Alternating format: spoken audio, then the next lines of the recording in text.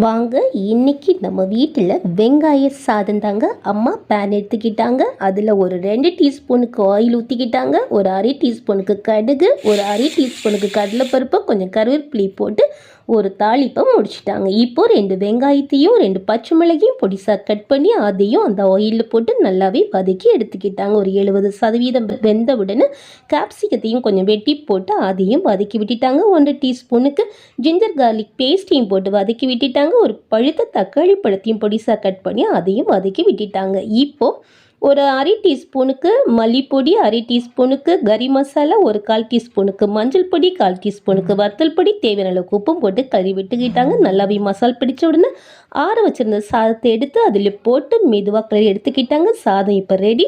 இதில் கொஞ்சம் நெய் அம்மா மேலே ஊற்றி விட்டுக்கிட்டாங்க. சாதம் பரிமாறும்போது கிளறி விட்டு பரிமாறினாங்க. நல்ல ஒரு சுவை.